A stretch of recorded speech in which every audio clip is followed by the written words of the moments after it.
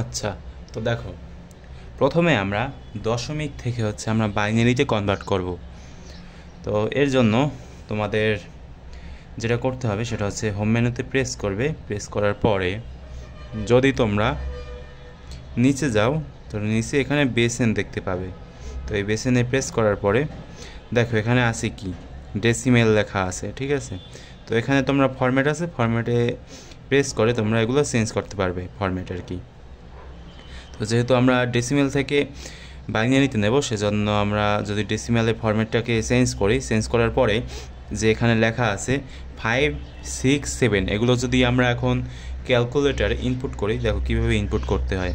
5, 6, 7 আমি যদি এখন সমান সমানের চাপ দেই তাহলে কিন্তু এটা ইনপুট হয়ে গেছে, ঠিক আছে। তো যেহেতু আমি এখন বাইনারিতে নেব, সেজন্য ফরম্যাটে প্রেস করে এরপর বাইনারি আনতে হবে। তো দেখো এটা হচ্ছে অনেক বড় একটা, অনেকগুলো সংখ্যা আসছে। তো আমি যদি এখানে লিখি 1 0 0 0 1 1 0 1 1 1, ঠিক আছে। তো এটা হচ্ছে আমার উত্তর, যে 5, 6, 7-এর যে বাইনারি সেটা হচ্ছে এটা, ঠিক আছে। তো এবারে আমরা আর একটা দেখি, সেটা হচ্ছে 7, 6, 2। তো দেখো এটা যেহেতু হয়ে গেছে, আমরা এটা ক্লিয়ার করে দিই।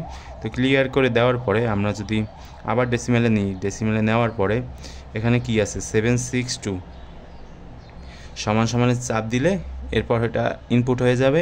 ইনপুট হয়ে যাওয়ার পরে ফরম্যাটে চাপ দিয়ে বাইনারিতে নিলে এটা আবার আসে কি, দেখো 1 0 1 1 1 1 1 0 1 0। তো এটা হচ্ছে উত্তর, ঠিক আছে।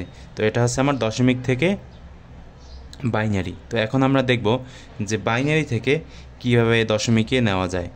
তো বাইনারিতে যদি আমরা ফরম্যাটটাকে চেঞ্জ করে নেই, তাহলে এখানে দেখো লেখা আছে 1 0 1 1 1 1 1 0 1 1 1 1। তো সমান সমান চাপ দিলে এটা ইনপুট। এরপর যদি আমরা ডেসিমেলে নিই তাহলে এটা হবে 4 7, ঠিক আছে। তো এরপর যদি নিচেরটা দেখি, এগুলো মূলত এতগুলো দেখাচ্ছি যাতে তোমাদের সহজ হয় মানে বুঝতে, সেজন্য। তো এটা হচ্ছে বাইনারিতে নিতে হবে, এই যে বাইনারি 0 0 0, এরপর হচ্ছে তোমার 1 0 1 1 0 1। তো ইনপুট করলাম, ইনপুট করার পর যদি আমরা ফরম্যাটে প্রেস করে এরপর যদি ডেসিমেলে নিই তাহলে এটার উত্তর হবে তোমার 5, ঠিক আছে।